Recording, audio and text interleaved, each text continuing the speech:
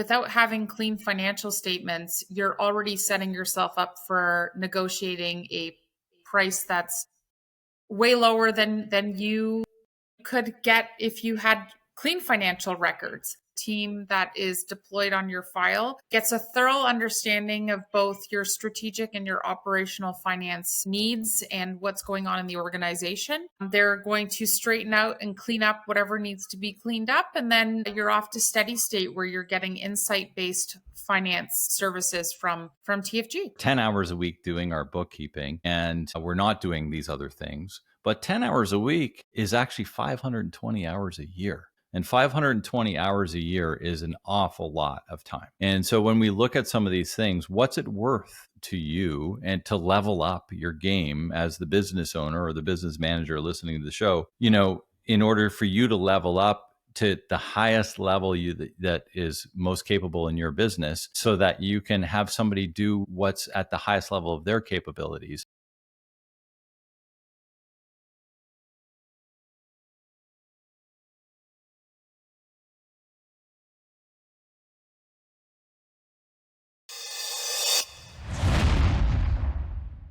Dorothy, it is a pleasure to have you here on the Business Owner Breakthrough. And today we're simulcasting this episode 2 on the footwear retailer. So excited to have you with me here today. I'm excited to be here. It's a pleasure that you invited me to join you for this. Awesome. We've known each other for a few years now, done a lot of Kolbe work, and I know several listeners of this podcast will be familiar with Kolbe. And we've done some offsite stuff with you guys, and also you use Kolbe as a big part of your hiring process and putting everybody through. And you guys have grown so much over the last few years. It's an exciting business. It's an exciting time. Lots of things happening, and I'm excited to get into what it is you do. But tell us a little bit, Dorothy, about the finance group and your other holdings and all the things, how it came together and why you do what you do. Yeah, so the finance group is what we call a fractional finance firm, something that I've been doing for 12 years. I started this business with my business partner, Donna Gliha, about 3 years ago, mainly because what I noticed when I entered this space was fractional finance before was sold very much like a tactical type of business. So very much putting together financial statements. And I noticed a lot of owners were still not getting that insights-based finance that they really needed. And so I started providing services to my clients the way I did in corporate finance through KPIs, efficiencies, cost savings, teaching management how to read financial statements. And it was a gap that, my business partner, Donna, was seeing in the market herself. We had very complementary skills. Our Kolbes are very much yin and yang. Yep. Where I have gaps, Donna fills those gaps. And so it's been a good partnership.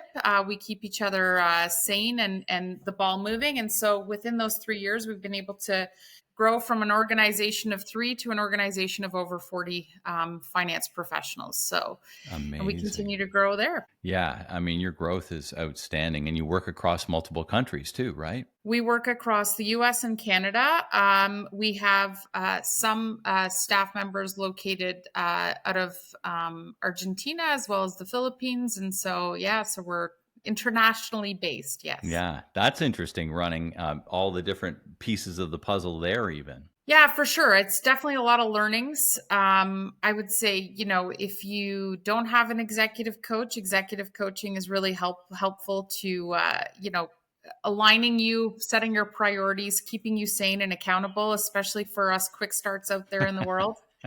Somebody's almost got to hold us accountable and keep us honest with ourselves. And so, our executive coach definitely has helped us do that and suss out and pivot where needed. So that's what has allowed us to grow as quickly as we have. I know we're going to spend a lot of the time talking about the finance side and the finance group, but one of your growth, you've expanded outside of finance over the last couple of years too. And I know you do partial COO and CEO, and you do payroll, and you do human resources as part of the. So give us a little bit of lowdown of the overall group, and then we'll dig into sort of the finance side of things for the episode. Yeah, I mean, we're really here to be extensions of your team, right? So wherever those pain points kind of occur, finance. What I've noticed is anytime I've been in organizations working in finance, they work very closely with HR, with the payroll departments, with those executive team members, and so it was a natural extension to kind of bridge those gaps because finance. You'll see finance people that enter that COO type of role. You'll see finance people who enter that CEO role. That financial lens is really important, but it's not the end all and be all. You need a balance of different individuals looking at things from different angles. So, why we leverage Colby, to see who are those visionaries, who are those integrators, identifying those to make sure we're providing the best fit to the puzzle. So not only through a skills assessment within the organization, but also through, that personality and that balance. I think it's so interesting how the different stuff that you do, and you're seeing so many different businesses because 40 people strong, you're working with multiple business, each person, you get to see this overall vision of where business is at across a couple of countries through very many different industries and things like that. And what are you seeing these days as we're recording this sort of early in October, early in Q4? What are you seeing as overall issues and overall interesting points for the different businesses that you work with? I would say overall, the businesses that really we work with when we're looking at our ICPs, we're looking for people that understand that they want to focus on growth and they want to understand and get a clearer picture of their numbers so that they can make decisions that are not based on their feeling anymore, but based on the numbers. And as we enter, times in the economy where there's uncertainty and there's risk, there's a even higher focus or hyper focus on that because you have limited resources to invest and you want to make sure you're doing that effectively. And that's where a finance team like our own can come in and really help you hone in on those KPIs, the return on investments, those financial basis to making those decisions to make sure you're making the right decision. So for our businesses as a whole, I would say we haven't seen a major impact for the businesses that we deal on the tariff side on the US. But definitely we're seeing an uptick in the fractional finance because of those businesses trying to get a better understanding of where they can pull levers to make themselves more profitable or to maintain profitability in uncertain times. One of the things that I've seen a lot in small and mid-sized businesses is that the financial side is often ignored until it starts causing pain. And either the cash gets tight, margins are unclear, or it's just hard to make decisions. Sometimes their business has grown so fast, the business owner maybe isn't steeped in understanding and didn't go to business school and doesn't really understand P&L and the balance sheet and cash flow analysis. And all of these things can be major effects on how the business carries forth and grows, and whether or not the growth actually causes stumbling blocks that could actually cause the business to fail. All of these different pieces of the puzzle come into play where you need to have professionals. And, why do you think so many entrepreneurs avoid this final financial side until it becomes urgent like this? Well, I mean, with all your work with Colby, you'll know that a lot of entrepreneurs tend to be those high quick starts, low fact finder, low follow through. And that's great when you're starting a business because you really need to adapt and change and innovate very quickly. But, as your business grows and as you want to scale it, you really need to have those systems, processes in place in order to maintain that business. And, sometimes opportunity can be the death of a business because when you have too much opportunity and you don't know or you don't understand which opportunities you should be focusing on, that's where finance can really paint a picture for you where your focus should be. So, finance professionals are very good at creating systems, processes, averting risks that you may not be thinking about. And so a lot of entrepreneurs avoid that because finance in general is a mystery to them. Nobody's ever taught them. Oftentimes I hear math is not my strong suit. Finance is not math. And there is no mystery here. It's just, somebody's made you feel uncomfortable about this, but it's very easy for you to understand. And what we try to do is make sure we can bridge the gap so business owners understand their financial statements, because they should understand them in order to know what situation or where their business needs to go into the future. That's the thing, back to business school days where we had financial accounting and managerial accounting. And, my side of interest was always on the managerial accounting side of things, not the financial. But, for business owners that haven't taken some of the functional backgrounds there, the idea is, the financial accounting is really your tax preparations and all that. It's looking back 6 months and getting your taxes done up, and all that needs to be done. Of course, we need to pay our taxes and we need to report and all that sort of thing. But the interesting thing, I think, is using the numbers to make better decisions. And I think, Dorothy, a lot of the business owners that are listening, maybe either doing their books themselves using QuickBooks or whatever the case, or maybe have somebody on their team that's doing book work. I know you outsource book work as well, but if they're at that level where they have somebody internally on their team, let's say doing the data entry, the next step is you actually need to do something with the data, and your team can come in on that level too. You can come in at so many different levels with the finance group, and tell us about sort of the coming in on how you would operate at that level as a CFO type thing, and helping the business owner understand their numbers, helping the business owner make better strategic decisions and that sort of stuff. Yeah, absolutely. So, oftentimes we come in to definitely professionalize the financial reporting in these organizations. Yeah. So when we come into those organizations, oftentimes we see business owners who don't understand why their gross profit, which is your revenues minus your costs of goods sold or your direct expenses, those that generate revenue for you, are so lumpy. And oftentimes it's taking a step back and having business owners understand the difference between a cash versus an accrual basis accounting, right? Where cash basis is your cash comes in and your cash goes out. You look at, what that gross profit number is. That's your gross profit, versus accrual basis, where as the revenues come in, you're matching your costs against those revenues for that period, which is really giving you a clearer insight of, when I sell $1, am I making 50 cents because my costs are 50 cents, right?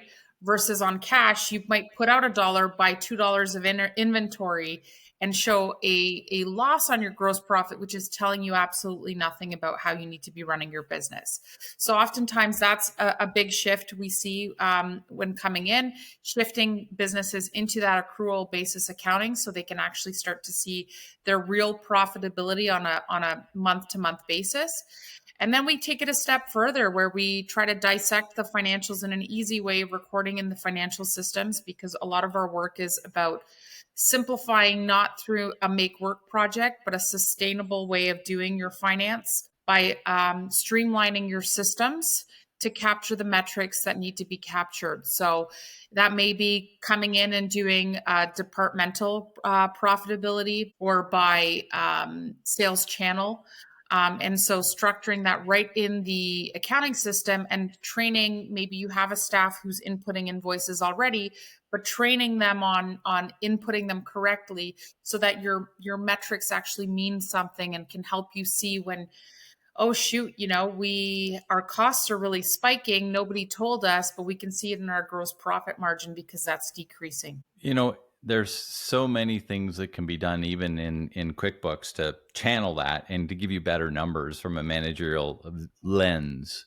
I think when you start doing this stuff with business owners that haven't had this in place, and some of these business owners, I'm sure, have been at it 10, 15 years, and they're not just newbies, right? A lot of them have been at it for a while and looking at this. And when they start seeing this through this different lens, what are some of the changes that you notice? Well, oftentimes, everything trickles down. Once you have those kind of metrics, you're able to make decisions about your operations and where to focus your sales, your operational efforts, your investments.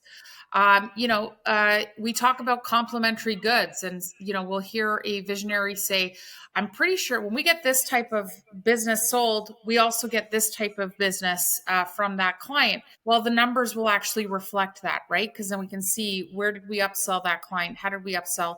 And is it worth then, if somebody was just looking at it through a financial lens, they might say, well, this is giving you a lower gross profit. You should cut this product off, versus really having that strategic view. So looking holistically at your business, this is where our CFOs come in to help you understand, well, what are those complementary services? What's getting clients through the door? Where does real investment need to happen in your business for you to see that growth trajectory increase? And that type of thinking, that strategically minded thinking, where people are so focused sometimes in their business, it's helping them refocus to focus on their business. Why did you get into this? Where do you want to go? And what's the roadmap to get there? I love it.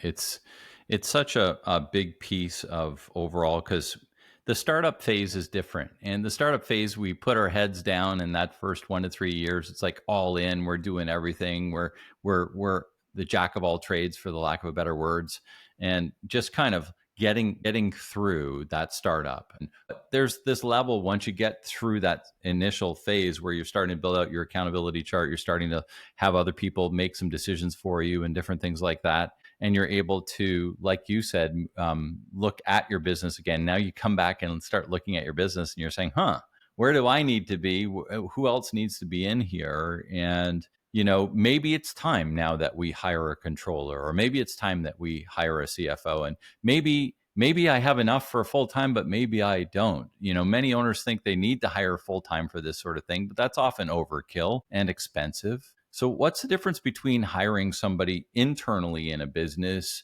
and outsourcing like you do for firms? So oftentimes I will hear small business owners say to me, oh, I had a bookkeeper, and that bookkeeper, I didn't like them because they couldn't do budgeting.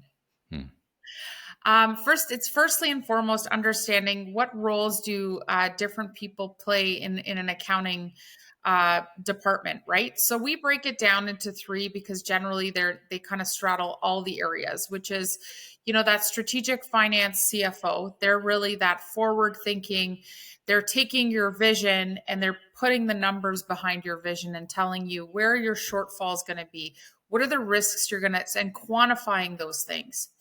Then you've got your controller, and that controller is going to come in and create the systems and processes that basically protect you from financial risk, right? Whether it's not filing your taxes on time, whether it's not paying your employees, all of those things. So they're managing that day-to-day financial piece and mitigating any of those risks, and giving you your historical financials, meaning month to month. They're the ones who are going through the financials, doing a budget to actual comparison, talking you through what's going on, where those shifts are happening, and what's being realized. And a bookkeeper is really just that data entry individual, right? So that person who's going to book all of your invoices, book all of your payables, make sure that there's receipts attached if they're doing a good job, making sure they're following where your budget allocations are occurring. And oftentimes, the rule of thumb for finance, when you're a very, very large organization, and I'm talking millions of dollars, billions of dollars, is about that 1.2% of revenue. When you're a smaller business, you have to keep in mind you're probably going to be spending a little bit more just because of the size of your business. Mm-hmm. So it can get up to that 5-6% of your total revenue in terms of your overall spend on the finance side. But ultimately, I always tell clients, how much more sales could you get through the door if you gave up this piece? Yeah. Right? None of these people got into business to do finance. They hate it. And it frees up so much of their time to go, once you have that proof of concept, you know how you're selling, you know what works, how much more sales could you get to the door that gets you down to that lower percentage as a total spend. Yeah. I mean, I always like to extrapolate those numbers over a year and say, okay, well, how much, you were saying how much time? Well, if we're spending 10 hours a week doing our bookkeeping, and we're not doing these other things, but 10 hours a week is actually 520 hours a year. And Hmm. 520 hours a year is an awful lot of time. And so when we look at some of these things, what's it worth to you and to level up your game as the business owner or the business manager listening to the show, in order for you to level up to the highest level that is most capable in your business, so that you can have somebody do what's at the highest level of their capabilities. And I really think this is an interesting piece, is we're always trying to level up and always trying to do better things. And if you're doing things that can be done by somebody probably better than you can, because they're true professionals at it, and at a lower cost, why wouldn't you do this? It's just bad business not to. I agree, but I'm biased. Yeah, yeah. But I agree 100%. I mean, and even what you're talking about there, that's that way of thinking about what's the return on investment.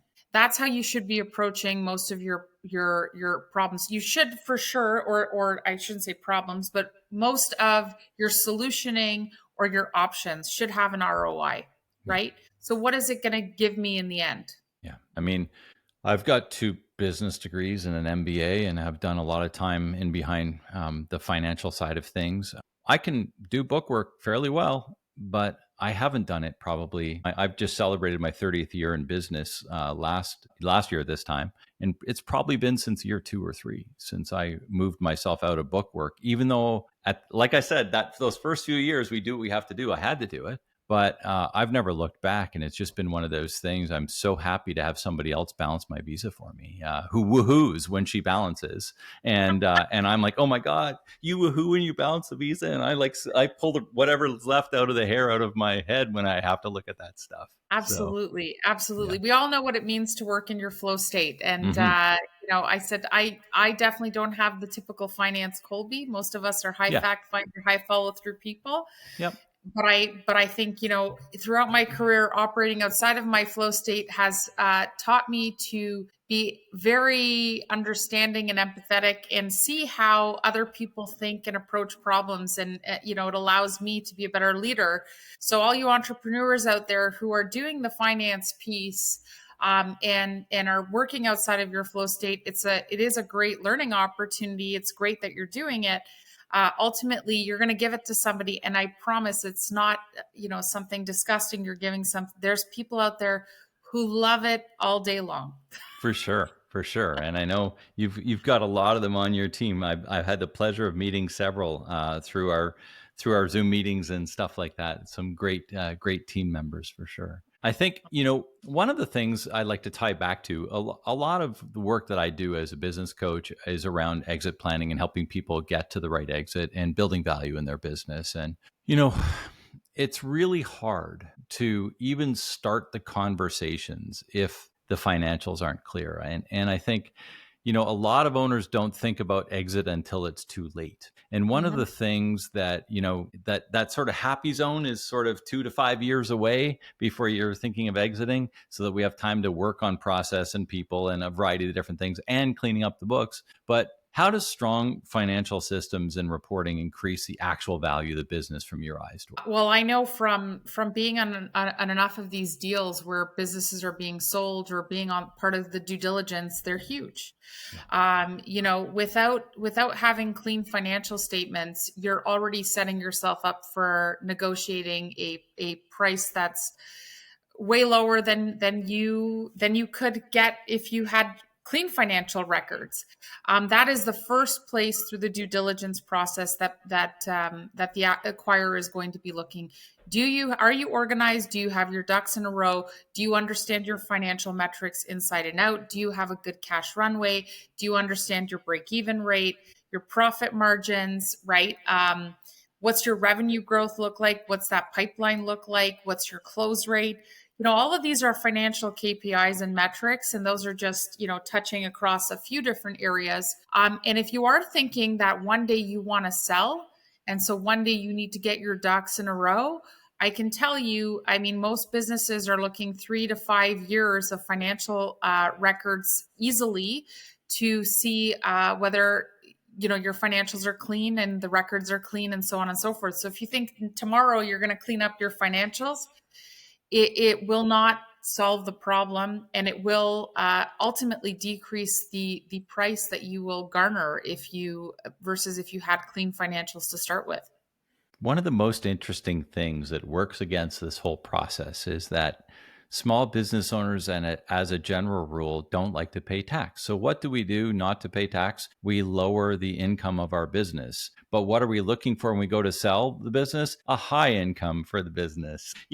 These different things, and I'll use some examples that I've seen in the past. As I used to be a former business broker, so these are things that we've had to clarify in financial records over the years. And I'm saying that a couple of examples here. I'm sure you have lots too, Dorothy. But because if you're trying to lower your income, but you're trying to get multiples on that income, it doesn't matter what your multiple is. If your income's zero because you don't want to pay any tax, then your multiple is zero. Your amount is zero.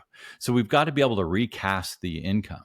And I'll use this one example where I had a company where the gentleman had a $200,000 motorhome on the balance sheet of his business and ran probably $15,000 worth of expenses related to that through a year to go to one trade show, basically, that they went to, which obviously was a personal motorhome that they were expensing through the business. But that $15,000, if we just even take the $15,000 basically and depreciation on the balance sheet side and all this different stuff, but if we were recasting this, just think that if you got 3 times earnings, you're leaving $45,000 on the table if you can't explain this out of your business. Mm-hmm. So, and if that happened 2 or 3 years ago and you don't have the proper documentation around that, the buyers in that due diligence, when they go back to that third year, are going to say, well, I don't believe that, so I'm not paying you for that.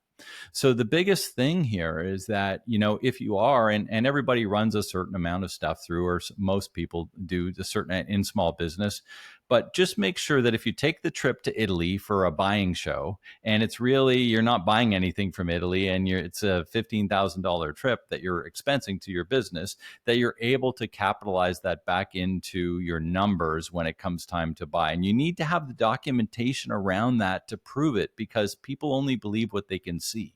The confidence comes only when the proof is there. And I think that's the one thing. People will expense this stuff, but 2 years ago, they can't even explain it because they don't remember what they did. And if you can't explain it, you're not going to get anything for it in the time of a transition or a sale. And you're especially not going to get multiples on it. Yeah, that's absolutely true. I mean, clean financial records, with the way technology works nowadays, with the ability to attach backup to every single transaction in your financials, that's really what a finance person is looking for, right? You want to make things easy for audit, review, or a sale perspective, right? You want to have receipts and bills to back up with notes clarifying what everything is, because they will be able to see when you uploaded that file. They will be able to see what's going on with that file. And there's no question around what that was for, because it's clearly listed on that transaction. So you raise a really good point in terms of normalizing financials and what those look like and who's going to buy into what when you're normalizing those financials.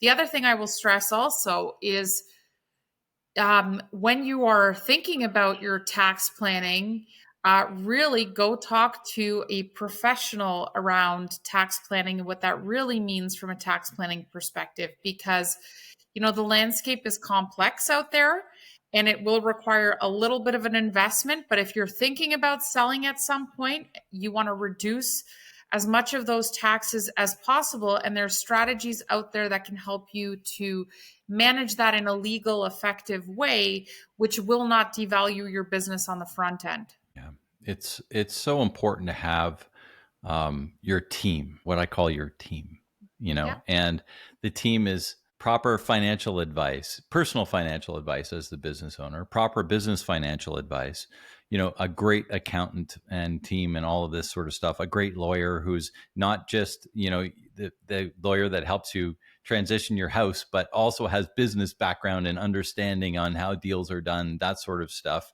Proper tax accountant, proper insurance, all these different things are what you need to be looking at and doing as part of your team. And I'm so happy that you've spent some time here with us, Dorothy, on how having the right CFO, having the right controller, looking at these outsourced partners for people that are scared that haven't really done this, maybe are coming up to this sort of glass ceiling where they're saying, oh, I've been regretting doing this, or I just avoiding doing this, but now it's time that I need to really start looking into this.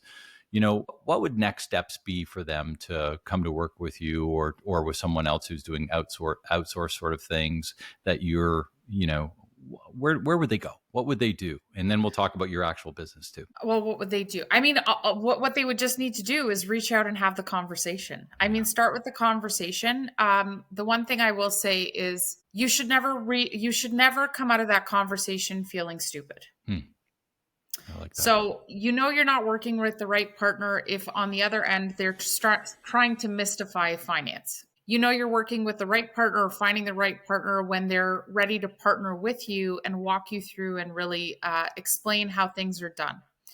And so, that's what we do in our business. I can't say that that's true across all business lines, but just to keep that in mind when you're meeting, it shouldn't seem like they're creating an air of mystery around that finance piece. So for the finance group and for all of your other things, the fractional COO, payroll, human resources, all these different pieces of the puzzle. What's the onboarding process like in your company? Yeah, so typically we would have a discovery call to understand what the pain points are for the business and what the needs are, and a proposal would go out addressing those. And then we kick off. There's usually an onboarding and transition period there where the team that is deployed on your file gets a thorough understanding of both your strategic and your operational finance needs and what's going on in the organization. They're going to straighten out and clean up whatever needs to be cleaned up. And then you're off to steady state where you're getting insight-based finance services from TFG. Well, Dorothy, thanks so much for sharing all of this today. It's been really good. It's great to see you again, as always. Thanks for everyone else for listening here today, because financial clarity, years ago when I started this podcast, I used to end, and I haven't for a long time, but it kind of got me thinking about it, around this statement called clarity creates confidence and confidence ignites momentum. And I think this is an interesting piece. When we have clarity in our finances, we can make the decisions that we need to make to grow, to do what we want to do. We all got into business because we wanted to have a better life as a business owner. And, the kind of things that we're trying to do here is to give us the ways to have a better life and a better business. So thanks again for sharing some time with us. And for everyone else, I will include Dorothy's information in the show notes. And you can, Dorothy, tell them how they could reach out to you if they want to reach out to you directly. Well, you can email me at dorothy.zubel@thefinancegroup-global.com and be happy to take any emails and respond. Awesome. Thanks again, Dorothy. It's a pleasure to see you. Make it a great day. Thank you. You too.